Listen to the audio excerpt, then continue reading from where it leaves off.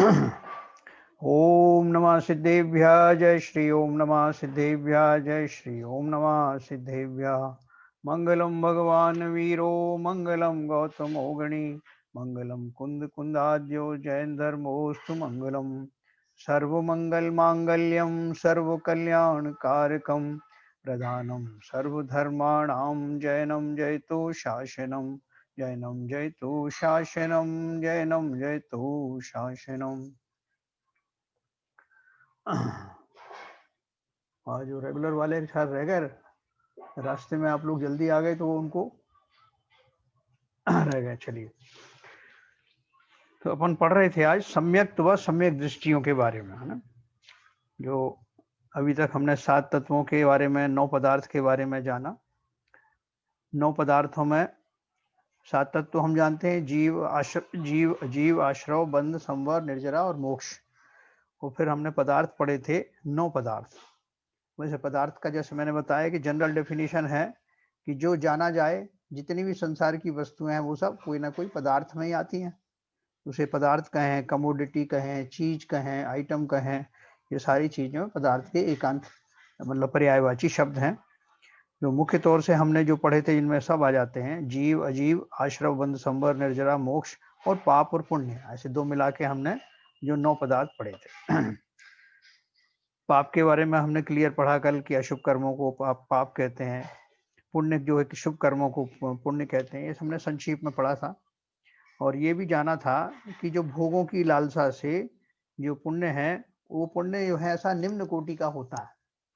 जैसे हम किसी लालच में जाकर के मंदिरों से कुछ निदान करते हैं, कुछ मांग करते हैं और उसी अपेक्षा से भक्ति भाव आदि कार्य करते हैं, तो वो निकृष्ट जाति का पुण्य बंद होता है। वो सातिशय वाला नहीं होता जो हमें आगे मोक्ष मार्ग में स्थापित करेगा। तो वैसे तो उस जाति का सम्यक दृष्टियों से ही शुरुआत होती है, लेकिन हम भी अपनी भूमिकाओं में इस बात को अच्छे से समझ करके और उस दिशा में बढ़ेंगे, तब वो हमारा पुण्य वास्तव में सार्थक होगा और वो पाप क्रियाओं में नहीं लगेगा बाद में। अब हम पढ़ेंगे सम्यक व सम्यक दृष्टि। अपन ने सम्यक के बारे में बहुत बात की। और वास्तव में जब क्या है, किसी का अपन वर्णन करते हैं ना, कोई अच्छी सी पिक्चर हो तो उसका ट्रेलर दिखाते हैं पहले, या कोई अच्छा सा ग्रंथ हो, कोई नॉवेल हो, तो उसकी बहुत सारी चर्चा करके उसके प्रति महिमा जागृत कर देते हैं, रुचि जागृत कर देते हैं, जिससे वो हम उसमें पढ़ने में या देखने में उद्यत हो जाते हैं। हमें तीव्र जिज्ञासा होती है कि देखें तो सही है क्या है। उसी तरह से सम्यक की इतनी महिमा आचार्यों ने पहले जगह जगह बताई है। और सब यहाँ तक कहा है कि धर्म की शुरुआत सम्यक से ही होती है। तो वो कैसा सम्यक है उसके बारे में अपन संक्षेप में परिचय आज प्राप्त करेंगे। और उसके बाद में धीरे धीरे जब हमारी और भी थोड़ी सूक्ष्म बुद्धि हो जाएगी, तब हम जो है उसका प्रोसेस पढ़ेंगे कि वो सम्यक कैसे होगा। तो तत्वों के यथार्थ श्रद्धान को सम्यक्त्व कहते हैं। मिथ्यात्व का अभाव ही सम्यक्त्व है। सम्यक्त्व व सम्यक दर्शन समान अर्थी हैं, है ना। सम्यक भी कह देते हैं शॉर्ट में, या सम्यक दर्शन कहते हैं। तो वो इन दोनों का एक ही अर्थ है। और देखो पहली लाइन में क्या लिखा, तत्वों के यथार्थ श्रद्धान को सम्यक कहते हैं। अभी हमने तत्व पढ़े, अभी तो पढ़े भी और जाने भी, उनका स्वरूप भी हमने समझा। लेकिन यहाँ जिस हिसाब से उसको समझने की बात है, श्रद्धान की बात है, वो श्रद्धान हमको मात्र पढ़ने से या उसका अर्थ समझ लेने से नहीं होने वाला।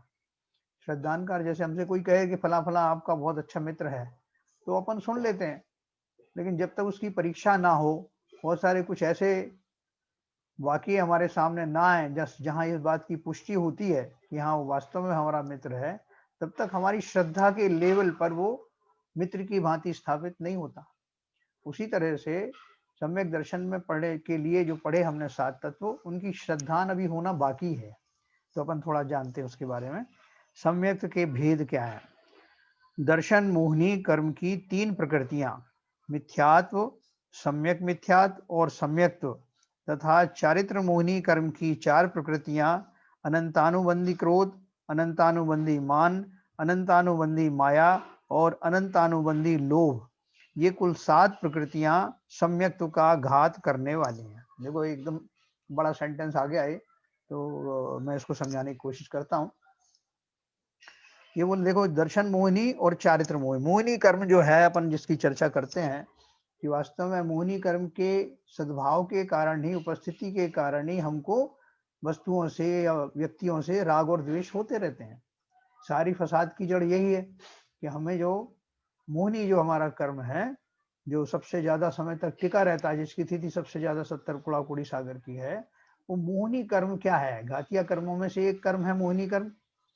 और उसके कारण से जीव जो है वो संसार में रुलता रहता है। जब वो उसका उदय होता है तो जीव फिर नए कर्म बांध लेता है। तो सारी हमारी जो जड़ में है वो मोहिनी कर्म है।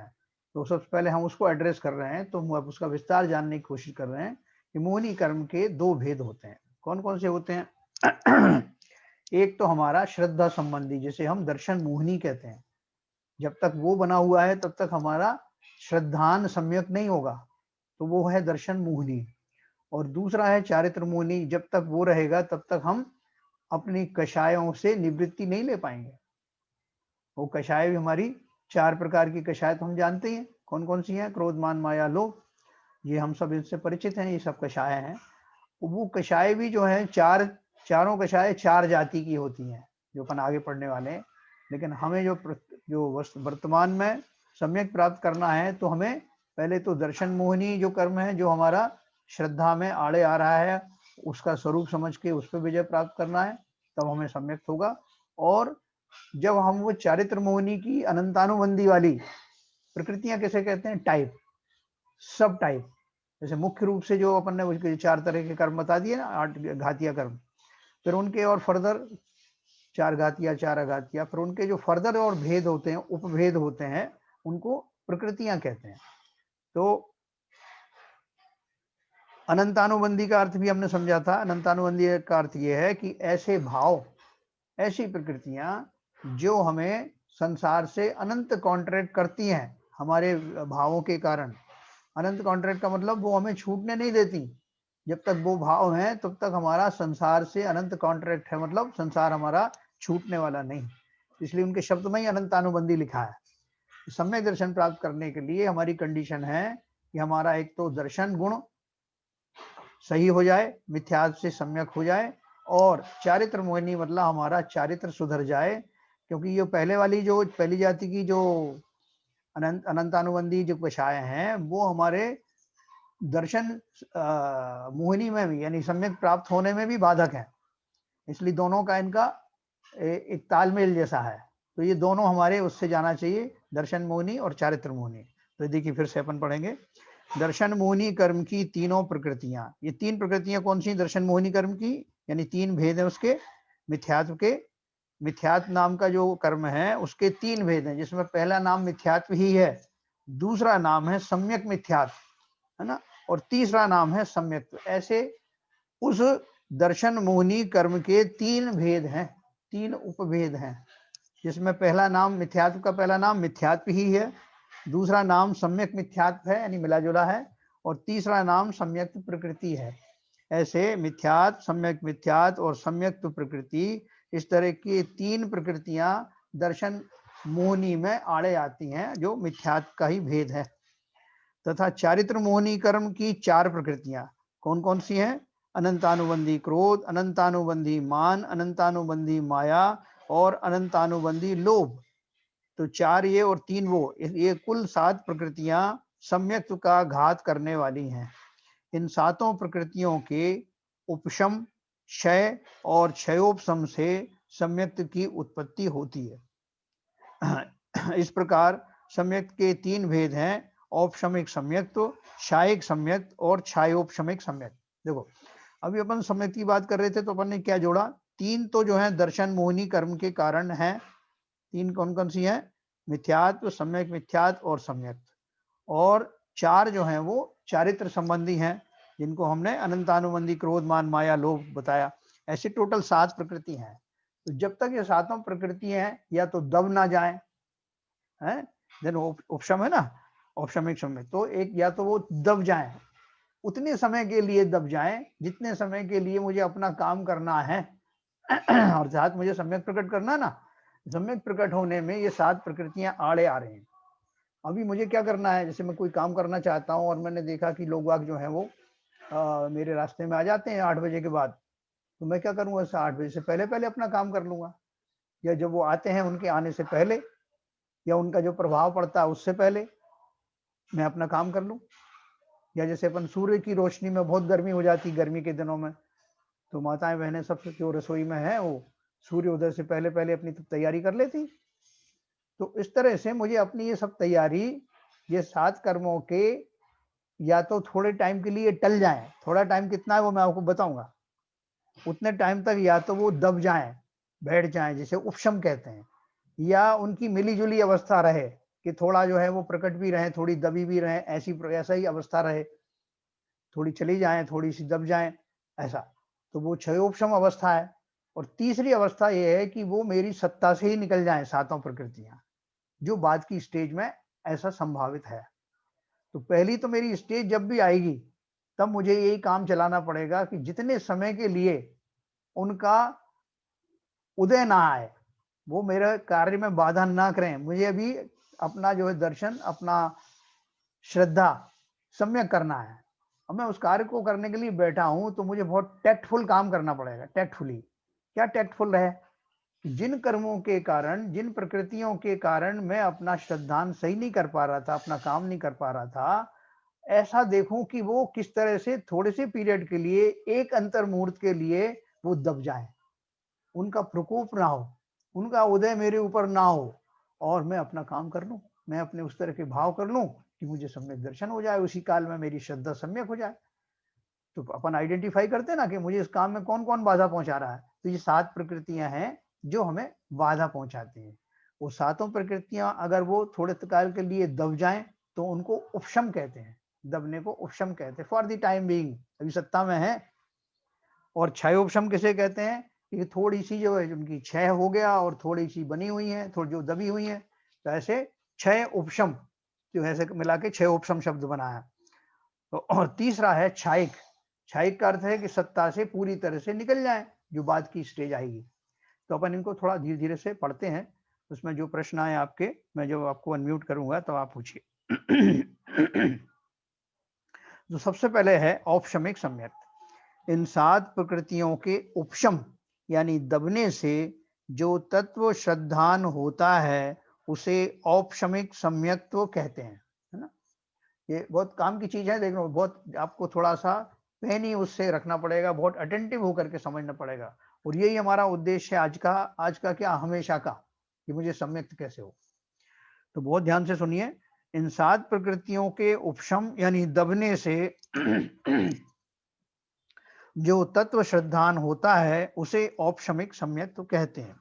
उपशम का अर्थ है दब जाना, कर्म की शक्ति को कुछ समय तक प्रकट नहीं होने देना, अर्थात कर्मों को उदय आने के अयोग्य कर देना, उसे उपशम कहते हैं। जैसे अस्वच्छ जल में फिटकरी डालने से मैल नीचे बैठ जाता है और स्वच्छ जल ऊपर रह जाता है। ये मिलिट्री वाले होते हैं ना, तो जगह जगह उनको ऐसी जगहों पे रहना पड़ता है जहां पीने का साफ पानी नहीं मिलता, तो उनको कुछ गोलियां दी जाती हैं ऐसी, जिसमें फिटकरी वगैरह जैसे कुछ तत्व हो सकते हैं, निर्मली का बीजा भी होता है, वो अगर उस अशुद्ध जल में डाल दें तो उसकी जो, उसमें जो सस्पेंडेड पार्टिकल्स होते हैं, घुले हुए पार्टिकल होते हैं, वो नीचे बैठ जाते हैं तल में, और ऊपर में स्वच्छ पानी निकल आता है, जिसको वो पी लेते हैं, उनका काम चल जाता है। तो इसी तरह से कर्म के उपशम से अंतर मुहूर्त के लिए जीव के परिणाम अत्यंत निर्मल हो जाते हैं। जब वो कर्म जो है उस समय दब जाते हैं तो मेरी जो प्रकट में जिस तरह की जो कषाएं जो है बहुत ज्यादा हिलोरे मार रही हैं, वो उतने काल के लिए वो दब जाती है, मेरा भाव जो है थोड़ा स्थिर होने लगता है और सच्ची अवस्था की तरफ जाने लगता है। तो इसी प्रकार कर्म के उपशम से अंतर मुहूर्त के लिए जीव के परिणाम अत्यंत निर्मल हो जाते हैं।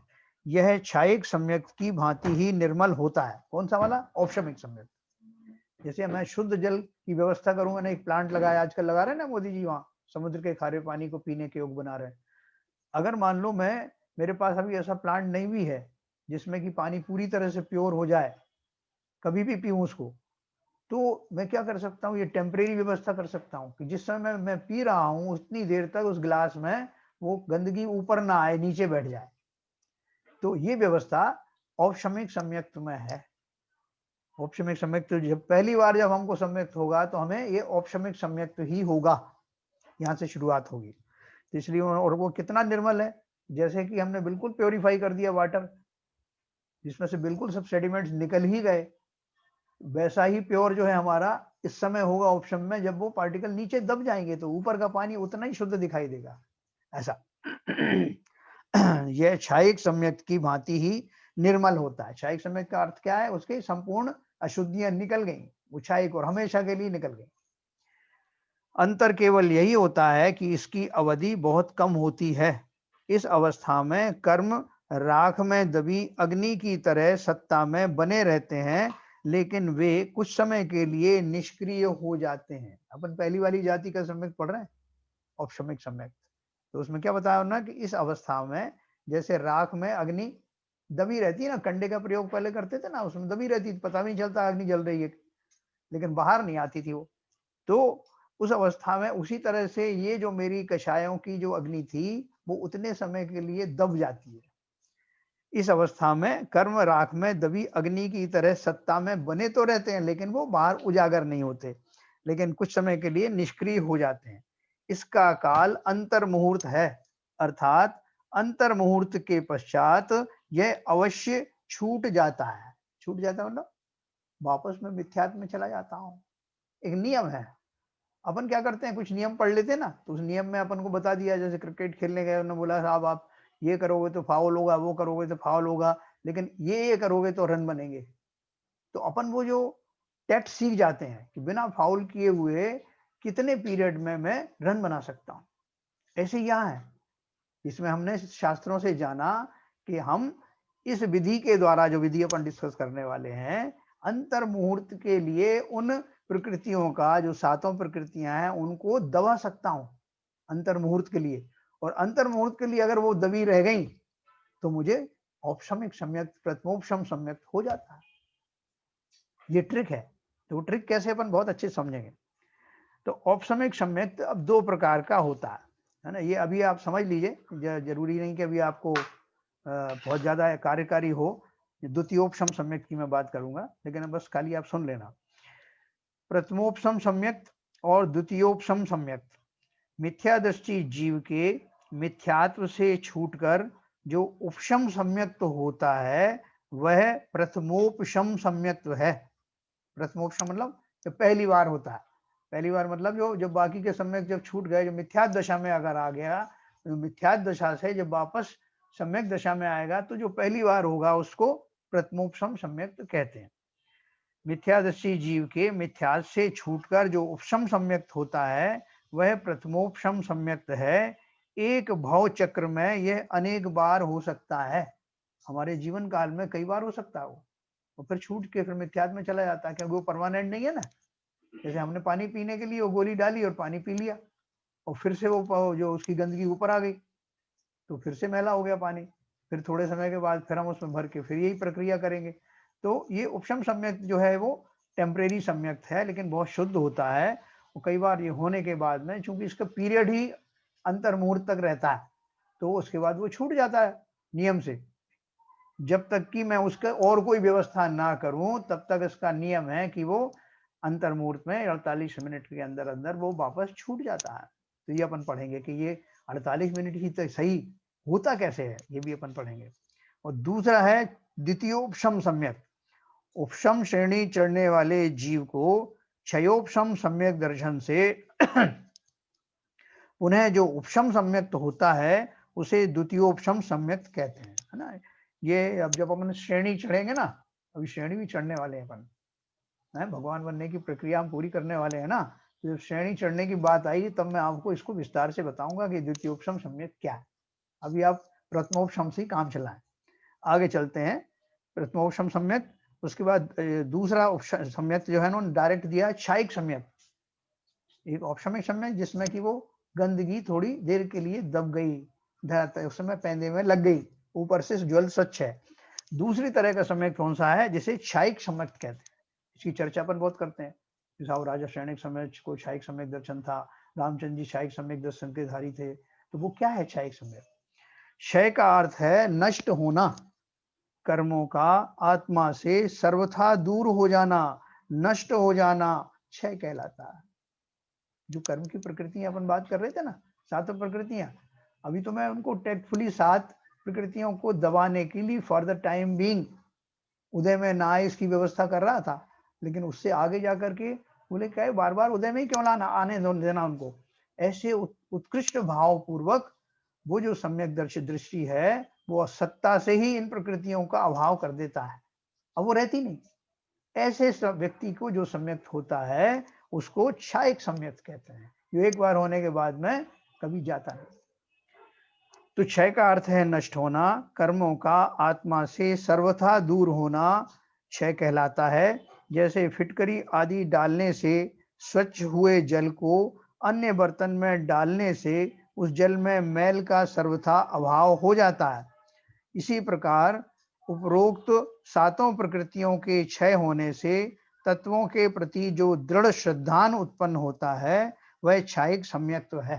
तो बोल रहे हैं कि गिलास में मैंने फिटकरी डाल दी, वो गंदगी नीचे बैठ गई, अब मैंने बड़ी होशियारी से उससे ऊपर ऊपर का पानी निथार दिया, वो गंदगी को नहीं आने दिया, तो वो फिर हमेशा के लिए सम्यक हो गया, निर्मल हो गया। ऐसा उसकी एक उपमा दी है उन्होंने, क्षयिक सम्यक ऐसा है जैसे कि सदा के लिए वो गंदगी से मेरी मुक्ति हो गई। यह निर्मल, अक्षय और मेरु के समान अकंप होता है तथा एक बार प्राप्त होने पर किसी भी परिस्थिति में छूटता नहीं है। किसकी बात कर रहे हैं? क्षयिक सम्यक दर्शन की। भाव की अपेक्षा क्षयिक सम्यक दृष्टि जीव अंतर मुहूर्त में अथवा अधिक से अधिक चौथे भाव में मुक्ति को प्राप्त कर लेता है। जिसे क्षयिक सम्यक दृष्टि हो जाए तो ये सर्टिफिकेट तो हो ही गया, सर्टिफिकेट तो पहली बार जो उपशमिक सम्यक करने वाला है उसको भी मिल गया कि वो इस योग्य है कि उसको फिर से सम्यक दर्शन पैदा हो सकता है, ये उसकी टेस्टिंग है। लेकिन जिसको क्षयिक सम्यक दर्शन हो गया उसकी तो भवों की भी गारंटी है कि कितने भव में वो मुक्त हो जाएगा। क्या गारंटी दी उन्होंने? भाव की अपेक्षा क्षयिक सम्यक दृष्टि जीव अंतर मुहूर्त में अथवा अधिक से अधिक चौथे भाव में मुक्ति को प्राप्त कर लेता है। इतनी जोरदार गारंटी है। यह केवली अथवा श्रुत केवली के पाद मूल में ही होता है, आजकल ये दोनों उपलब्ध नहीं है, अतः आज क्षयिक सम्यक प्राप्त होना संभव नहीं। क्या बोल रहे हैं कि ये जो क्षयिक सम्यक दर्शन वाले जो भाव हैं बड़े ऊंचे भाव होते हैं, तो आजकल ऐसे ऊंचे भाव होने के लिए ना तो हमारी सामर्थ्य है और ना वो निमित्त है। बताया जाता है कि जो क्षयिक सम्यक दर्शन प्राप्त करने के लिए तो केवली या श्रुत केवली के पादमूल में, पादमूल में मतलब उनके सानिध्य में बैठ करके जो भाव होते हैं वो लेवल उनका तभी आता है। तो ना तो वो दोनों ही अवेलेबल नहीं है, ना केवली है ना श्रुत केवली है, ना ही जीव के उस तरह के उतने उत्कृष्ट भाव होते हैं जिसमें क्षयिक सम्यक दर्शन हो जाए ना। तो ये फिर भी अपन को कैटेगरी याद रखना है। ये हो गया क्षयिक सम्यक, पहला औपशमिक, दूसरा क्षयिक। तीसरा है क्षयोपशमिक सम्यक्त्व। 4 अनंतानुबंधी कषाय, मिथ्यात व सम्यक मिथ्यात, इन 6 प्रकृतियों के अनुदय से तथा सम्यक्त प्रकृति के उदय से जो सदोष तत्वार्थ श्रद्धान उत्पन्न होता है वह क्षयोपशमिक सम्यक्त्व कहलाता है। देखो इन्होंने क्या बात करी, अपन ने वो 7 प्रकृतियां पढ़ी थी ना, 3 तो जो है वो दर्शन मोहिनी से संबंधित थी। कौन सी थी? मिथ्यात्व, सम्यक मिथ्यात्व और सम्यक, और चारित्र मोहिनी की अनंतानुबंधी क्रोधमान माया लोभ। तो ये दर्शन मोहिनी की जो 3 थी, मिथ्यात्व, सम्यक मिथ्यात्व और सम्यक्त, इनमें से मिथ्यात्व और सम्यक मिथ्यात्व ये तो अभी उदय में नहीं आ रहे हैं, अभी मैंने ऐसी व्यवस्था कर दी। तीसरी तरह का सम्यक बता रहा हूं मैं आपको। तो उसमें क्या होता है, क्षयोपशमिक सम्यक में क्या होता है कि उन 3 प्रकृतियों में से औपशमिक सम्यक जब अपन ने किया तो तीनों दब गई थी, लेकिन क्षयोपशमिक सम्यक में 2 दबी हैं। कौन कौन सी दबी है? सम्यक्त प्रकृति नहीं दबी है, और मिथ्यात और सम्यक मिथ्यात नाम की 2 प्रकृतियां दबी हुई हैं, वो उपशम को प्राप्त हुई है। वो तीसरी जो है वो दबी हुई नहीं है। कौन सी वाली नहीं दबी? सम्यक प्रकृति, उसका उदय हो गया। उदय हो गया तो अब मेरा जो सम्यक है, जो तीन प्रकृतियों के दबने से जितनी उसमें निर्मलता आती उतनी नहीं आ रही, क्योंकि एक जो है उसमें उठ गई। जैसे उस गिलास में जो पानी रखा था उस पानी में से थोड़ा ऐसा कुछ ऐसा डिस्टरबेंस आया कि जो तले में बैठी हुई जो गंदगी थी वो थोड़ी डिस्टर्ब होकर कुछ कण उसके ऊपर तक आ गए, कुछ कण, तो मिश्रित अवस्था हो गई कि जल शुद्ध भी है मगर वैसा शुद्ध नहीं है, थोड़ा उसमें मिक्स हो गया। उसी तरह से ये जो ये सम्यक प्रकृति है, तीन प्रकृति हमने पढ़ी ना, तीन प्रकृति कौन कौन सी थी? मिथ्यात्व, सम्यक मिथ्यात्व और सम्यक्त्व प्रकृति। इसमें से सम्यक्त्व प्रकृति जो थी ना लास्ट वाली, उसका उदय हो गया, मतलब वो दबी नहीं रह पाई, बाकी दो दबी हुई हैं अभी मेरे प्रयास से। तो और अनंतानावंदी की चारों कषाय दबी हुई हैं। तो ये स्थिति जो आई, पहले सात सात के दबने से मेरे को वो औपशमिक सम्यक्त हुआ था, अब ये 6 दबी हुई हैं। तो 6 दबने से स्थिति बनी है, जो सम्यक्त की स्थिति बनी है, उस जाति के सम्यक्त को छायोपशमिक सम्यक्त कहते हैं ना, जिसमें थोड़ी सी गंदगी भी है, कुछ फ्रैक्शन में है और कुछ वो शुद्ध भी है, ऐसा मिला जुला अवस्था। इसलिए उसमें क्षय और उपशम दोनों शब्द हैं, क्योंकि कुछ चली गई है, कुछ में कुछ का शमन हो गया है, और कुल मिला के ऐसा हमारे पास में अभी जल है जिसमें पूर्ण शुद्धता भी नहीं और पूर्ण अशुद्धता भी नहीं। तो इस तरह की स्थिति को क्षयोपशमिक सम्यक कहा। तो 3 सम्यक हमने बताए, अब यहाँ इसको पूरा करके फिर से आपको रिपीट करूंगा।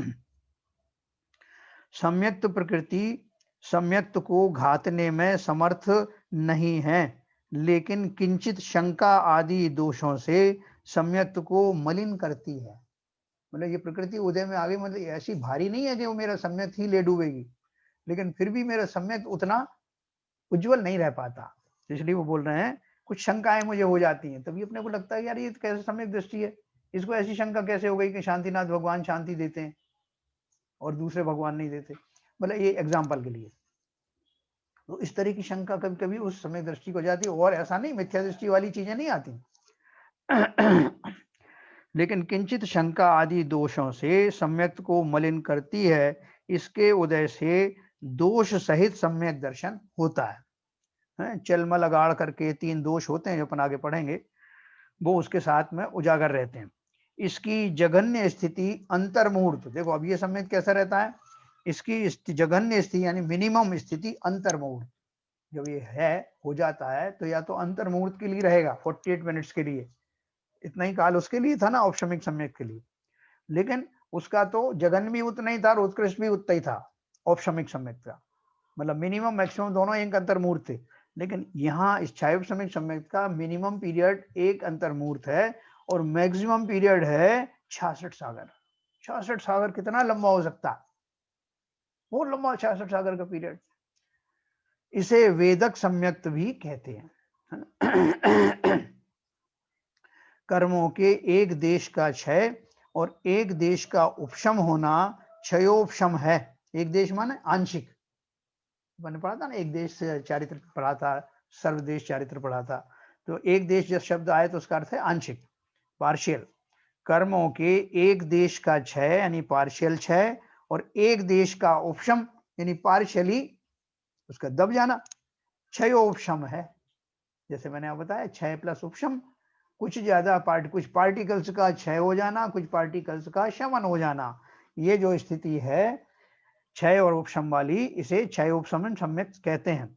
यद्यपि इस अवस्था में कुछ कर्मों का उदय भी विद्यमान रहता है, परंतु उसकी शक्ति अत्यंत क्षीण हो जाने के कारण वह जीव के गुणों को घातने में समर्थ नहीं होता। इसलिए कर्मों का उदय होते हुए भी जो जीव के गुणों का अंश उपलब्ध रहता है उसे क्षयोपशम कहते हैं।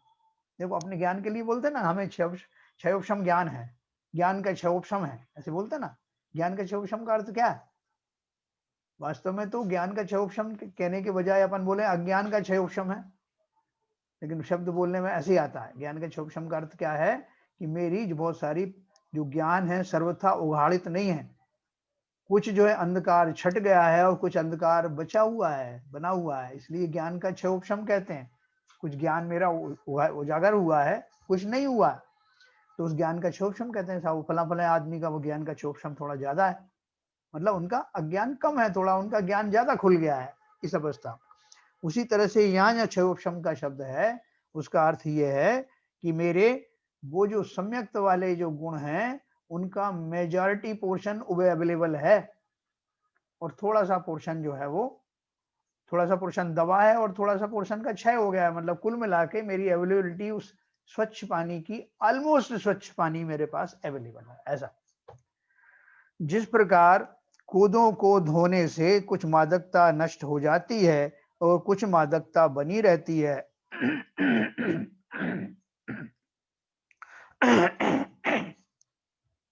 उसी प्रकार परिणामों की निर्मलता से उपरोक्त प्रकृतियों का क्षयोपशम अर्थात एक देश क्षय और एक देश उपशम होने से क्षयोपशमिक सम्यक तो उत्पन्न होता है। तो तिल्ली वगैरह है ना, इन्होंने कोदो का एग्जांपल दिया है। एक तिल्ली होती है, अपन जो तिल्ली होती है काली सी छिलके वाली आती, तो उसको अपन रगड़ के धोते हैं, तो पहली बार में उसमें एकदम सफेदी नहीं आती, लेकिन काफी कुछ आ जाती है, और पूरी जब एकदम सफेद हो जाएगी तो वो क्षयिक सम्यक हो जाएगा। ये थोड़ी देर के रहने वाली है, क्षयिक और औपशमिक एक जाति के होते हैं, थोड़ी समय के हिसाब से अगर देखें, शुद्धता के हिसाब से। तो इस तरह से वो हमारा क्षयोपशमिक सम्यक है कि वो पार्शियली शुद्ध है और पार्शियली अशुद्ध है। क्षयोपशमिक सम्यक दृष्टि जीव का तत्वों में श्रद्धान अटल नहीं रहता, कुगुरु और कुदृष्टांतों के द्वारा उसे सम्यक को छोड़ने में देर नहीं लगती, मतलब बड़ा वो वल्नरेबल होता है कि वो, क्योंकि क्षयिक है नहीं और औपशमिक जाति का अभी वो है नहीं, औपशमिक तो थोड़ी देर के लिए होता है, तो उस समय वो बड़ा वल्नरेबल होता है, उसको अगर कुछ ऐसे निमित्त मिल जाए तो वो वहां से मिथ्यात्व में जा सकता है। लेकिन उनका पीरियड है, अगर वो बहुत ज्यादा उसकी जो है मिथ्यात्व की दशाएं नहीं आई तो वो उसका क्षयोपशम सम्यक 66 सागर तक चलता है। कुगुरु और कुदृष्टांतों के द्वारा उसे सम्यक को छोड़ने में देर नहीं लगती, इसलिए उनसे सावधान रहना, हमेशा रहना, हमको भी रहना है, हमें तो अभी हुआ नहीं है इसलिए और भी ज्यादा रहना है। यह दिन में अनेक बार छूट सकता है तथा पुनः प्राप्त भी हो सकता है। ये क्षयोपशमिक सम्यक की दृष्टि की एक और एक वो है, खासियत है कि वो दिन में छूट गया, अभी मिथ्या दृष्टि थे थोड़ी देर पहले और फिर सम्यक दृष्टि हो गया, फिर चला गया, फिर सम्यक दर्शन आ गया, ऐसा भी कई बार होता है। इसलिए कई बार अपन बोलते हैं यार ये कभी तो वैसी बहुत अच्छी बातें करता है, कभी जैसे कैसे बात करने लगता है। मैं पागलपन की बात नहीं कर रहा, नॉर्मल में ही जो जो सम्यक दृष्टि की जो अवस्था है वो ऐसी हो सकती है। यद्यपि यह श्रद्धान शिथिल व चल होता है, मगर निश्चय से यह दर्शन मोह के क्षय का निमित्त है। क्षय होने के लिए जिस व्यक्ति को क्षयिक सम्यक दर्शन होता है वो क्षयोपशमिक वाला ही होता है, औपशमिक वाला नहीं होगा। जो अभी बीच की कैटेगरी वाला है उस कैटेगरी से ही वो जीव या तो मिथ्या दृष्टि हो जाएगा और या क्षयिक सम्यक दृष्टि हो जाएगा। ये सारी चीजें अपन पढ़ेंगे। तो यद्यपि ये श्रद्धान शिथिल व चल होता है, चल माने चल निकल सकता है, मगर निश्चय से यह दर्शन मोह के क्षय का निमित्त है, यानी संपूर्ण क्षय होकर के जो क्षयिक सम्यक दर्शन होने वाला है उसमें ये निमित्त है, क्योंकि बीच में ये पड़ेगा, अर्थात क्षयोपशमिक सम्यक्त से ही क्षयिक सम्यक्त होता है। ये हमने विस्तार से पढ़ा। अब मैं आपको अनम्यूट करूंगा क्योंकि फिर थोड़ा खुराक ज्यादा हो जाएगी, फिर अपन आगे बात करेंगे।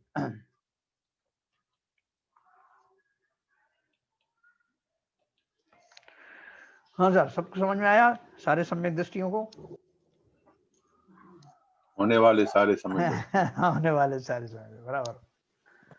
हाँ तो एक तो ये बताइए क्षयोपशमिक में जो आपने एक शब्द था अनुदय, जी जी को जी। थोड़ा सा एक्सप्लेन करेंगे सर? अनुदय का मतलब क्या? एक तो उदय होता है, अनुदय में क्या क्षय भी होता है? उपशम नहीं नहीं नहीं नहीं, उपशम हो सकता है ना, उपशम की बात है, अनुदय का मतलब उदय नहीं होना। हाँ, बस यही है, उपशम में बना रहना, उपशम में, हाँ उपशम में बना, उपशम में बना रहना। हाँ या तो क्षय हो जाए या उपशम हो जाए, बराबर है। दोनों में से एक भी प्रोसेस से उदय नहीं होगा वो। हाँ हाँ हाँ बिल्कुल सही है नहीं भाई साहब, मैं ये कह रहा था जी। कि जैसे हमने केवली और शुद्ध केवली के पाद मूल में, जी हाँ तो ये केवली तो ठीक है, उसका समोषण लगता है जी हाँ और वहां पर पाद मूल में बैठ जाता है वो, हाँ। या वहां पर, लेकिन शुद्ध केवली को तो वो केवल ज्ञान होता नहीं है। हाँ कोई बात नहीं। तो इनका कोई लगता है कोई क्या क्या कैसे पाद मूल में बैठने का तात्पर्य क्या है? देखो जो श्रुत केवली है उसका अर्थ क्या है कि उन्होंने परोक्ष में जो है, जैसे सम्यक दृष्टि जो है ना प्रत्यक्ष में सब वस्तुओं को देखता जानता है, ऐसा प्रत्यक्ष में तो वो नहीं देख पाते, हाँ। लेकिन परोक्ष में उतना ज्ञान, ऑलमोस्ट परोक्ष ज्ञान उनका ऑलमोस्ट उतना ही होता है। परोक्ष ज्ञान द्वादशांग के ज्ञानी होते हैं और पूर्वों के ज्ञाता होते हैं। वो तो ऐसे होते जैसे कि हमारे पंडित जी वगैरह हैं, जैसे पढ़ते सब ज्ञानीवान होते हैं, पूरे ज्ञानी होते हैं, तो ऐसे नहीं। उनको पूरा ज्ञान तो होता है, लेकिन हाँ। केवली का ज्ञान तो साक्षात दर्शन है उसका, तो बिल्कुल बिना उसके तो वो उसका ज्ञान और उनका ज्ञान बराबर कैसे हो जाएगा? देखो ऐसा है, जो शुद्ध केवली है वो सम्यक दृष्टि होता है कि मिथ्या दृष्टि होता है, पहले तो ये बताओ। वो समय दृष्टि होता है। समय दृष्टि होता है, तो इसलिए वो आम जो अपन जैसे अपने पंडितों की एग्जांपल दी ना, आम पंडित जो है वो सम्यक दृष्टि नहीं होता, सभी कुछ पंडित समय दृष्टि भी होते हैं, कुछ होते हैं और फिर उनका चारित्र उस लेवल का हो। शुद्ध केवली जो है मुनि होते हैं कि नहीं होते हैं? हाँ, मुनि होते हैं, तो उनका चारित्र भी उतना उत्कृष्ट है। न केवल उन्हें द्वादशांग के पाठी हैं, ज्ञाता हैं, बल्कि चारित्र के रूप में भी उनका चारित्र मुनि रूप होता है। हाँ, बिल्कुल सही है ना? तो वो उनको मुनिवती होता है, समय दृष्टि जीव है, और भावलिंगी मुनि होते हैं। भावलिंगी मुनि होते हैं, क्या बात? मुनिवत नहीं होते, आचार्य आचार्य होते हैं वो, पंडित केवली नहीं होते हैं। जी क्या कह रहे हैं? आचार्य होते हैं, पंडित शुद्ध केवली नहीं होते। पंडितों को इतना ज्ञान नहीं था, उनको तो एक अंग का भी ज्ञान नहीं हो सकता पूरा पंडित अवस्था में, गृहस्थ अवस्था में इतना नहीं हो सकता। तो पूर्वों की बात कर रहे हैं ना अपन, तो पूर्व के लायक होना चाहिए वो चारित्र उनका।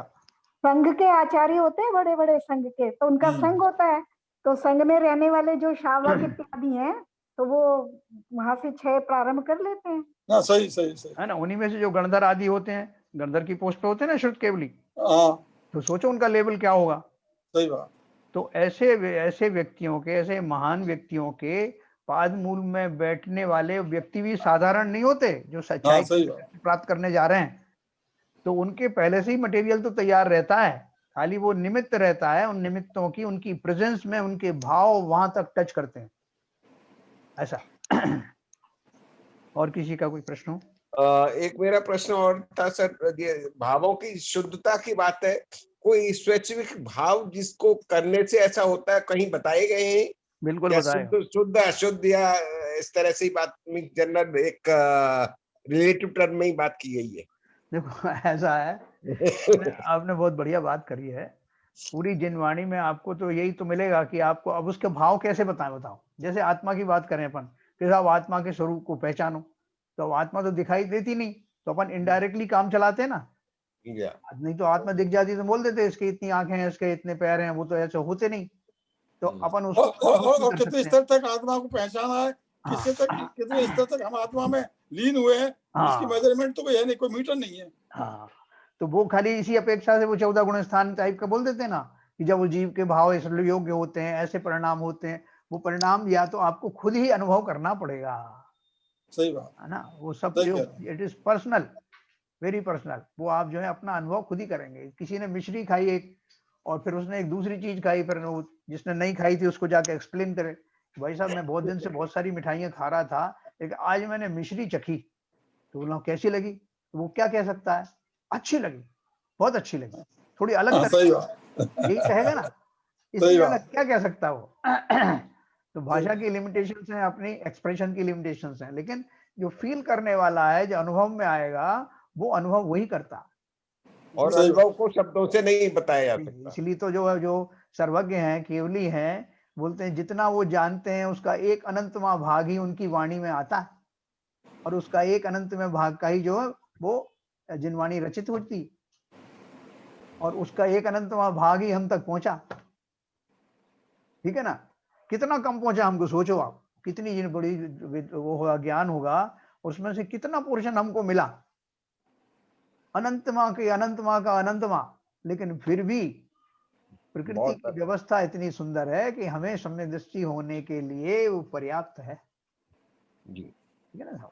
और किसी का प्रश्न पूछें। अब एक प्रश्न है सर, थोड़ा सा बेसिक ही है एक्चुअली। इसमें जो आपने दर्शन मोहिनी कर्म के बारे में 3 प्रकृतियां बताई जी, मिथ्यात्व, सम्यक मिथ्यात्व और सम्यक, तो मिथ्यात्व सम्यक मिथ्यात्व तो ठीक है, समझ में आ रही है कि इसमें मिथ्यात्व में पूरा पूरा मिथ्यात्व है, मतलब सिद्धांत जीरो है एक्चुअली। जी। और सम्यक मिथ्यात्व में कुछ है भी, कुछ नहीं भी मिथ्यात्व, मतलब बीच का स्थिति है। हाँ सम्यक में तो मतलब कि आपका मिथ्यात्व से का अभाव है। हाँ। तो फिर जब मिथ्यात्व का अभाव है तो फिर अब दर्शन मोहिनी कर्म का तो फिर बंद खत्म हो गया। नहीं, तीसरी जो दर्शन प्रकृति है, देखो ये तीनों प्रकृति सम्यक कैसे आ जाएगा, क्योंकि वो तो उसमें तो दर्शन मिथ्यात्व का अभाव है सम्यक में तो। नहीं, अभाव की नहीं, ये सम्यक्त की बात नहीं है, सम्यक्त प्रकृति की बात है। उनके नाम आइडेंटिकल हैं। जैसे इसमें मिथ्यात्व नाम, मिथ्यात्व अपन चार्ट बनाए तो एक मिथ्यात्व ऊपर लिख दिया, फिर उसके 3 भेद अपन ने लिखे। मिथ्यात्व के अंतर्गत 3 भेद है, उसमें पहले वाले भेद का नाम मिथ्यात्व ही है, दूसरे वाले भेद का नाम सम्यक मिथ्यात्व है, तीसरे वाले भेद का नाम सम्यक प्रकृति है। ऐसी ये 3 प्रकृतियां, नाम उनके भले ही वो हैं, लेकिन यहाँ उन 3 प्रकृति, तीनों प्रकृतियों के जाने के बाद में एक्चुअल सम्यक दर्शन होता है। एक्चुअली मिथ्यात्व के टुकड़े हैं तीनों, मिथ्यात्व के 3 इसलिए जो मिथ्यात्व के टुकड़े हैं, इसलिए वो सम्यकत्व जो है वो मिथ्यात्व का ही सम्यकत्व है, इसलिए वो उस कैटेगरी में नहीं आ पाता। सम्यक्त्व को डिफाइन किया कि तत्वों के यथार्थ सिद्धांत को सम्यक्त्व कहते हैं जी। अब नीचे जब सम्यक्त्व आया है तो यहाँ आप कुछ दूसरी डेफिनेशन बता रहे हैं। नहीं, दूसरी डेफिनेशन नहीं, ये उसके नाम भले ही वही है यहाँ पर, इसमें आप थोड़ा सम्यक प्रकृति लगा लेना तो आपको कंफ्यूजन नहीं होगा। मिथ्यात्व के 3 भेद, 1 मिनट, मिथ्यात्व के 3 भेद है, मिथ्यात्व, सम्यक मिथ्यात्व और सम्यक प्रकृति मिथ्यात्व। नहीं, देखिए, मतलब मेरा प्रश्न भी यही है, ये सम्यक प्रकृति को जरा थोड़ा इसका एक्सप्लेन करिए, ये समझ में नहीं आती है, सम्यक की तरफ ही ले जाती है, सम्यक में सम्यक दर्शन की तरफ। देखो सम्यक प्रकृति का इन्होंने जो थोड़ा वो दिया है ना, इसमें पेज नंबर 182 पे छायो सम्यक सम्यक में लिखा है, फिर से मैं पढ़ता हूँ। चार अनंतानुबंधी कषाय, मिथ्यात्व व सम्यक मिथ्यात्व, इन 6 प्रकृतियों के अनुदय, मतलब इनका उदय नहीं होना, ये तो हो गया। तो कौन सी प्रकृति उठ खड़ी हुई, किसने सिर उठा लिया, जिसके कारण आपका वो सम्यक दर्शन उतना स्वच्छ नहीं रहा, तो उस प्रकृति का नाम है सम्यक्त प्रकृति। उसके उदय से जो उसके उदय से क्या कार्रवाई होने लगती है, क्या बदल जाता है, कैसे भाव हो जाते हैं, वो लिखा है उन्होंने। तो सम्यक प्रकृति के उदय से, जो उदय हो गई, जो सदोष तत्वार्थ श्रद्धान उत्पन्न होता है, सम्यक सिद्धांत तो उत्पन्न हुआ, लेकिन कैसा हुआ, उसमें दोष हैं, चल मल और अगाड़ करके 3 दोष हैं, जिनसे कि वो सम्यक जैसे हिल रहा हो, जैसे कहते हैं बूढ़े के हाथ में जैसे लाठी कांपती है ना, उस तरह का उसका एग्जाम्पल दिया। तो वो जो है उसका सम्यक तो ऐसा लगता है कि अब छूटा और अब छूटा, लेकिन अभी छूटता नहीं है। तो वो जो स्थिति आई वो क्या है, सम्यक प्रकृति के उदय से जो सदोष तत्वार्थ श्रद्धान उत्पन्न होता है, वह छायो सम्यक सम्यक्त कहलाता है। आगे भी लिखा उन्होंने, सम्यक्त प्रकृति सम्यक्त को घातने में समर्थ नहीं है, लेकिन किंचित शंका आदि दोषों से सम्यक्त को मलिन करती है। वो दोष क्या प्रकट हो जाते हैं इस प्रकृति के उत्पन्न होने से, सम्यक प्रकृति जो नाम दिया है उसको जब भी आप 3 टुकड़ों में पढ़े ना, तो सम्यक्त की बजाय साथ में प्रकृति भी लगा लेना, इससे कंफ्यूजन ना हो। तो 3 प्रकृति कौन सी हो गई, मिथ्यात्व प्रकृति, सम्यक मिथ्यात्व प्रकृति और सम्यक्त प्रकृति। ऐसी जो 3 मिथ्यात्व जो इसमें जैसे लिखा सम्यक्त प्रकृति सम्यक्त को घातने में समर्थ नहीं है जी, तो वो तो समर्थ होगी नहीं। जब आप सम्यक्त प्रकृति बोल रहे हैं तो सम्यक्त को कैसे घात करेगी? नहीं, जैसे कि एक बड़ा सा पत्थर था, उस पत्थर के मैंने 3 टुकड़े किए, ठीक है, वो पत्थर में से वो एक छोटा सा टुकड़ा जो है वो भी खड़ा हुआ है, और उनमें से बीच में से मुझे निकलने के लिए गैप चाहिए था। तो जो तीसरा वाला जो टुकड़ा था वो इतना छोटा था कि मैं उसको लांग के भी निकल सकता हूँ, बाकी 2 टुकड़े थोड़े अभी प्रबल हैं, उनको मैं लांग नहीं सकता, ठीक है। तो मतलब मेरी जो अशुद्धियां दोष थी वो ऐसे दबे हुए हैं जैसे 2 बड़े पत्थर हैं, तो उनके कारण वो जो दोष थे वो निकल के नहीं आ पा रहे थे, लेकिन वो जो छोटा टुकड़ा है उसको लांग करके वो दोष आ गया। तीसरा वाला जो छोटा जो टुकड़ा था वो सम्यक प्रकृति रूप का टुकड़ा था, जिसको लांग करके मेरे जो मिथ्यात्व के भाव थे ना, वो मिला जुला जो भाव था, वो उस निमित्त से उस दरवाजे से उस रास्ते से आ सकता है। तो वो उधर से आ गया, उसके आने से मुझे क्या फर्क पड़ गया, मैंने तो पूरा इंतजाम किया था, किलाबंदी की थी, तीनों टुकड़ों को ऐसा सटा के रखा था कि उनमें से कोई निकल के ना आ सके। लेकिन ये जो छोटा टुकड़ा था, उनके बीच में इतना गैप था कि वहां से निकल करके कोई अशुद्धियां आ गई, और उनके आने से मेरी दशा ये हो गई कि मेरा जो अभी तक पक्का वो बना हुआ था, दृढ़ता बनी हुई थी, वो थोड़ी डगमगाने लगी। वो जो मेरा कोई दुश्मन समझो ऐसे फॉर एग्जाम्पल, वो उस छोटे टुकड़े को लांग करके आ गया, तो मैं निमित्त उसको ही कहूंगा ना कि भैया ये जो मुझे अभी दोष कैसे आने लग गए। तो मालूम पड़ा कि वो जो छोटा टुकड़ा था, उसमें वहां से रास्ता मिल गया, और वो मुझे फिर से मुझे हिला रहा है। अभी सम्यक मेरा गया नहीं है, लेकिन वो उस दोष की वजह से वो हिलता रहता है। वो हिलता कैसे रहता है, जैसे मैंने एग्जाम्पल दिया आपको कि कभी उसके मन में ऐसा आ गया कि यार शांतिनाथ भगवान ही शांति देते हैं, और कोई देता है कि नहीं देता, कि क्या बताया अपन ने जो ऐसा सोचा है अभी, वो दूसरी चीजों के बारे में जो तत्व सिद्धांत में थोड़ा सा वो डगमगा जाता है, लेकिन वो उसका वास्तव में जो मिथ्यात्व में नहीं आता। जैसे हम जो भेद विज्ञान जो करते हैं, तो सम्यक दृष्टि को भेद विज्ञान तो रहेगा कि आत्मा अलग है और बाकी सब अलग है, लेकिन इस जाति का जैसे मैंने आपको एग्जांपल दिया, जबकि वास्तव में सम्यक दृष्टि के लिए शांतिनाथ भगवान हो चाहे कोई भगवान हो, सब एक बराबर है। तो उसे उस जाति का थोड़े विकल्प आते हैं, और भी कोई एग्जांपल आएगी तो मैं आपको बताऊंगा। वैसा यह समझा सकते हैं इसे क्या जी, कि जैसे कि परमाणु है, पुद्गल का परमाणु होगा तो उसमें कितना भी छोटा हो, उसमें पुद्गल के वो गुण होंगे, और अन्य कई द्रव्य का परमाणु होगा तो उसके द्रव्य पाए जाएंगे।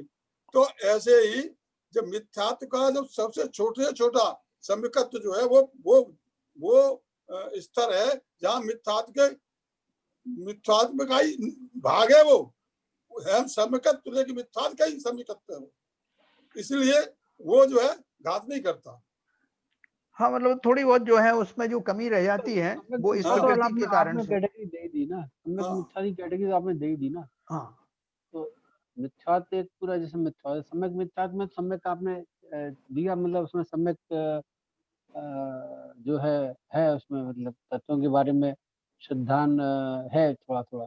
हाँ, लेकिन सम्यक तो मैं के शब्द से तो ऐसे ही लग रहा है कि अगर इवन प्रकृति भी लगा देते हैं सम्यक प्रकृति, हाँ, तो मतलब उसको तत्वार्थ में श्रद्धान है।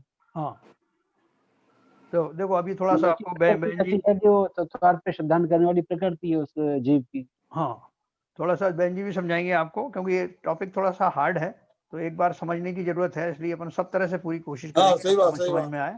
सही तो बात। बहन जी थोड़ा सा समझाइए छाया सम्यक के बारे में। नहीं, ये सम्यक वहां तो समझ में आ रहा है, जब आप छाया सम्यक बोल रहे हैं तब तो वो चीज बहन जी कुछ कह रही है, बहन जी की बात कर्म दर्शन मोहिनी कर्म में जो दे रखा है ना सम्यक, हाँ, ये नहीं समझ में आ रहा। देखिए जो सम्यक प्रकृति है उसी का थोड़ा सा विवेचन चाहिए अच्छी तरह से। वो चलो अभी बहन जी और बताएंगे। आंशिक रूप से क्लियर हुआ, हाँ, मगर पूर्ण रूप से क्लियर बहन जी कर सकते हैं तो अच्छा। हाँ, क्योंकि क्या पहली बार में ये सब दिक्कतें आती हैं। नहीं, कोई बात नहीं है, सब अपना प्रयास ही है ना। सही बात। हाँ बहन जी बताइए थोड़ा। सही बात, कई बार दूसरे शब्दों से समझ में आ जाती बात है। बहन जी बताइए। हम लोग तो 8-10 साल हो गए समझते और इतनी जल्दी समझ आगे कैसे आ जाएगा? नहीं, हम आने नहीं देंगे, ऐसा नहीं, हम आने नहीं देंगे हमसे पहले। नहीं बाबूजी, इसलिए तो आपके पादमूल में बैठे हुए हैं। भाई वाह। हाँ बहन जी बोलिए। बहन जी बताइए। देखो ऐसे समझो जैसे अपन चल रहे हैं कि दो चीजें हैं, एक कर्म है और एक आत्मा है ना। कर्म है जो आवरण कर रहे हैं, और आत्मा है उसके गुण को आवरण कर रहे हैं, उसके गुण को ढक रहे हैं, है ना। तो अभी हम यहाँ बात कर रहे हैं दर्शन मोहनीय कर्म की। जो दर्शन मोहनीय कर्म है उसकी जो प्रकृति है वो आत्मा के सम्यक्त गुण को या उसके सुख गुण को ढक रही है, ढक रखा है उसने। हम उस सुख से परिचित नहीं है जिसका उसने मोहनीय कर्म ने आवरण कर रखा है। अब मोहनीय कर्म की इन्होंने एक जो मूल रूप से जो अनादि मिथ्या दृष्टि है उसको तो केवल मिथ्यात्व ही रहता है ना। जब वो पहली बार औपशमिक सम्यक दृष्टि होता है तब उसके 3 टुकड़े होते हैं। इसको हम ऐसे उदाहरण से समझेंगे, इन 3 टुकड़ों को, जो मिथ्यात, सम्यक मिथ्यात और सम्यक प्रकृति, ऐसे समझेंगे जैसे एक दरवाजे में एक दरवाजा है उसमें एक तो दरवाजा लगा है लकड़ी का जो पूरा का पूरा ढक दे रहा है ना, एक रंगीन शीशे का दरवाजा लगा है और एक जाली लगी है, बारीक वाली जाली का दरवाजा लगा है ना। मान लो भगवान का मंदिर है और मंदिर के आगे एक जाली का दरवाजा लगा है, एक रंगीन शीशा लगा है और एक शटर लगा है ना। तो जब तक शटर लगा है, जो शटर है वो मिथ्यात्व प्रकृति है। बिल्कुल सही, बिल्कुल सही, बहुत सही था। जब तक वो लगा है तब तक उसके पीछे का जो आत्मा का गुण है वो पूरी तरह से ढका हुआ है, वो मिथ्यात्व प्रकृति है ना। तो तब तक जब तक वो ढका है तब तक जी मिथ्या दृष्टि है, वो अपने आत्मा के अनुभव से अपरिचित है, अपने सुख गुण से अपरिचित है।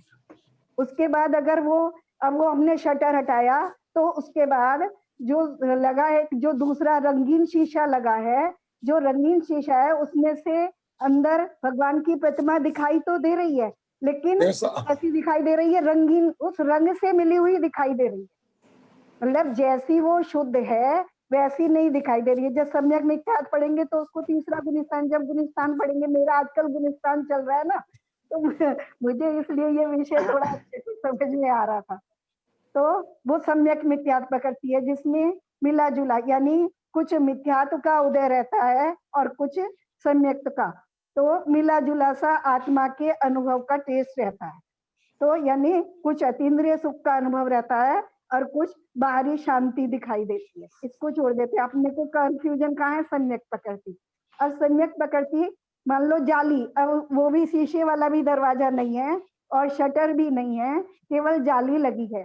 जाली लगी है तो अंदर से भगवान की प्रतिमा साफ दिखाई दे रही है, लेकिन वो बिल्कुल वैसी साफ नहीं है जैसी जाली के अभाव में होनी है। तो उसको यानी इसलिए उन्होंने, क्योंकि वो उसके स्वरूप को, जो आत्मा के आनंद का अनुभव रूप स्वरूप है या सुख गुण का जो स्वरूप है, आत्मा उससे परिचित हो रही है या सम्यक दर्शन से आत्मा परिचित है, सम्यक दर्शन सहित है, वो मिथ्यात्व का, यानी वो उस प्रकृति का उदय होने के बाद भी वो उसको रोक नहीं रहा है, उस अनुभव को, उस गुण के उदय को, अनुभव को, आत्मा के अनुभव को रोक नहीं रहा है। तो आचार्य ने उस प्रकृति का नाम ही सम्यक प्रकृति दे दिया। बहुत बढ़िया, बहुत बढ़िया, अच्छे से क्लियर कर देंगे। बहुत क्लियर हो गया, बहुत बढ़िया, बिल्कुल क्लियर हो गया मैम, क्लियर हो गया, बहुत बढ़िया। ये एग्जाम्पल बहन जी ने पहले भी दिया था जब हम लोग वहाँ स्वाध्याय करते थे। हाँ, दरवाजों की बात है ना। हाँ, बता। हाँ, लेकिन वो क्या है, जिसकी एग्जाम्पल होती है उसी को याद रहता है। अब आपको याद रहेगा साहब। लेकिन नहीं, एग्जाम्पल याद नहीं है, लेकिन इस एग्जाम्पल से जो दिमाग में, हमारे दिमाग में भर दी, हमारे दिमाग में इन तीनों टुकड़ों का जो निवेशन किया था उस समय, वो अच्छी तरह से बैठ गया दिमाग में। बराबर। ये वो बात तो याद है, लेकिन वो एग्जाम्पल नहीं याद। गाढ़पना है, वो जो दोष है वो है, लेकिन वो इतने गौण है कि वस्तु का स्वरूप वहां स्पष्ट है जी, उस प्रकृति का उदय है ना। तो इसलिए उसको नाम ही सम्यक प्रकृति दे दिया जाए। तो मतलब क्या है, जैसे वो जाली के दरवाजा के बहन जी ने बोला कि उससे दर्शन हो भी रहे हैं और भले ही उतने क्लियर नहीं हो रहे हैं, लेकिन हो तो रहे हैं, उसमें बाधा नहीं आ रही है। उसी तरह से वो क्षय सम्यक वाला जो सम्यक है, वो सम्यक मिथ्या दृष्टि नहीं हुआ। सम्यक दृष्टि जो है, अभी सम्यक दर्शन तो बना हुआ है, लेकिन फिर भी उतनी उत्कृष्टता अभी नहीं आई है कि वो जाली भी हट जाए और उसके बाद जैसी आएगी, वो उसकी कमी अभी बाकी। असली सम्यक दर्शन है। ठीक है साहब। तो ऐसे इस तरह से हमने ये तीनों चीजों के बारे में समझा, क्षायक सम्यक, औपशमिक सम्यक, क्षायक सम्यक और क्षायोपशमिक सम्यक। अभी और कोई क्वेश्चन हो तो पूछें, फिर नहीं तो मैं आगे बढ़ता हूँ। सम्यक दृष्टि, इसमें जो शब्द आया उसको अपन पढ़ते हैं, है ना। अभी 2 मिनट है, मैं पढ़ देता हूँ इसको। सम्यक दृष्टि, जो सम्यक दर्शन युक्त है, अर्थात जो 7 तत्वों में यथार्थ श्रद्धान करता है तथा सच्चे देव शास्त्र गुरु में श्रद्धा रखता है, वह सम्यक दृष्टि कहलाता है। अभी सम्यक दृष्टि की डेफिनेशन, क्योंकि सम्यक दर्शन अपन समझ गए, तो जो उन गुणों से युक्त हो उसकी भी थोड़ी सी महिमा बताई है। जो सम्यक दर्शन युक्त है, अर्थात जो 7 तत्वों में यथार्थ श्रद्धान करता है तथा सच्चे देवशास्त्र गुरु में श्रद्धा रखता है, वह सम्यक दृष्टि कहलाता है। ये उसके लक्षण हैं। वास्तव में तो उसकी जो अंतर्दशा है, अंतर्दशा जैसे मैंने आपसे कहा कि अपन उस अंतर्दशा को कोई लक्षणों से ज्यादा नहीं पहचान सकते, लेकिन अपने अपने स्वभाव में आए हुए परिवर्तन को, अपनी सोच को हम ही अनुभव कर सकते हैं। लेकिन बाकी के जो बाह्य लक्षण हैं, कुछ लक्षण उन्होंने, जो बाह्य कह लो या कुछ अंदर भी हैं, वो उन्होंने क्या बताया है कि उसे सच्चे देवशाद गुरु में श्रद्धा रखता है, 7 तत्वों का यथार्थ श्रद्धान रहता है, 25 दोष रहित तथा 8 अंग सहित सम्यक दर्शन की जो पालना करता है, वह सम्यक दृष्टि है। 25 दोष भी अपन पढ़ेंगे। सम्यक दृष्टि जीव के भावों में समता रहती है, वह किसी को कष्ट पहुंचाना नहीं चाहता है, उसके अहंकार ममकार नहीं होता है, वह इंद्रिय विषयों में उदासीन रहता है, वह आत्मनिरीक्षण के द्वारा अपने दोषों के प्रति सावधान रहता है, उसका पर पदार्थों से राग हट जाता है, वह घर में जल में कमल की तरह अलिप्त रहता है, एवं वह कभी कुदेव कुगुरु और कुधर्म की विनय नहीं करता। तो देखो, सम्यक दृष्टि होना मामूली बात नहीं। अपन बोल तो देते हैं कि सम्यक दर्शन ही तो प्राप्त करना है, कोई और बड़ा काम थोड़ी करना है, लेकिन वो उस अपेक्षा से बोलते हैं कि जो मुनियों का चारित्र वगैरह हो गया, जो उत्कृष्ट दशा में पहुंच गए, उस दशा पे भले ही बोलते हैं, और इस हिसाब से ही बोलते हैं कि कई बार सम्यक दर्शन होता है और छूट भी जाता है, लेकिन सम्यक दृष्टि में जो गुण प्रकट होते हैं वो असाधारण होते हैं, जिसका उन्होंने कुछ की चर्चा की इसमें, कि उसको देव शास्त्र रूप का सच्चा श्रद्धान होता है। सच्चा श्रद्धान का अर्थ क्या है कि उनमें जैसे गुण होते वैसे ही उसको दिखाई देते हैं, उसको वैसे ही भाव भाषण होता है, जो हमको नहीं होता। बोले हम सोचें कि हम भी तो प्रतिमा के सामने खड़े होकर दर्शन करते हैं, तो हमको और किसी मंदिर में जाते नहीं है, तो हम भी क्वालिफाई कर गए ना? नहीं, वो क्वालिफिकेशन दूसरे टाइप का है। तो वो अपन आगे भी पढ़ेंगे, 25 दोष कौन से होते हैं और 8 अंग कौन से होते हैं, और सम्यक दृष्टि की और जो भूमिका बताई ना उन्होंने, गृहस्थ में भी रह करके वो अपना इंटरस्कोप करता रहता है, इंट्रोस्पेक्शन करता है कि मैंने कुछ गलती की क्या, इसमें मेरी कहीं गलती थी क्या, और अगर मेरी नहीं भी है तो मुझे इस दशा में कैसे समता बनाए रखनी है, कैसे दूसरे को जो है आहत नहीं होने देना है, ऐसा उसको बार बार विचार आता है, वो कोशिश करता है इस तरह की। इसलिए उन्होंने लास्ट में लिखा ना, उसका अपने दोषों के प्रति सावधान रहता है, आत्मनिरीक्षण के द्वारा अपने दोषों के प्रति सावधान रहता है, उसका पर पदार्थों से राग हट जाता है, और घर में भी जल में कमल की तरह अलिप्त रहता है। जैसे जो अपना भरत चक्रवर्ती की उदाहरण है ना, 96,000 रानियों के बीच रहते हुए भी अलिप्त था, जल में कमल की तरह। एवं वो कभी कुदेव कुगुरु और कुधर्म की विनय नहीं करता, मतलब उसको ऐसे भाव ही नहीं आते। अपन तो फिर भी कहीं कहीं काम चला लेते हैं, जहाँ बहुत सारे लोग देख रहे हैं, चलो एक बार हाथ जोड़ ही देते हैं, एक बार वहां पहुंच ही जाते हैं, और उनमें बहुत अच्छा उपदेश कहीं से कोई आ रहा है चैनल पे किसी और धर्म का, तो हम थोड़े से विचलित हो जाते हैं कि यार ये तो और अच्छा दिया ने। तो ऐसा उसको सम्यक दृष्टि को भाव नहीं आता। देव गति व नरक गति का सम्यक दृष्टियों का जीव में ये जन्म नहीं होता है। अपन कल पढ़ेंगे कि सम्यक दृष्टि जीव का जन्म कहाँ कहाँ नहीं होता है, और क्या क्या चीजें उसको अच्छी उसके लिए सेट हो जाती है। ये कल अपन पढ़ने वाले हैं। समय हो गया, जिन वाणी स्तुति करें।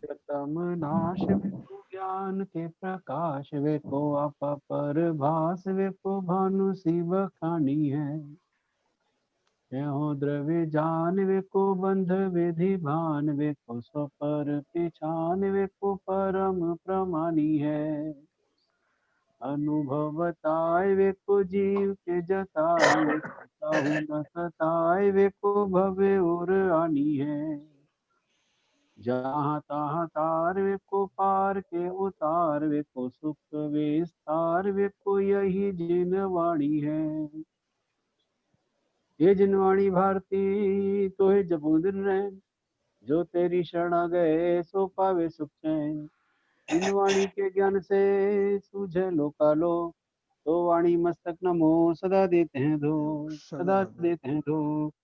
जिनवाणी माता की जय।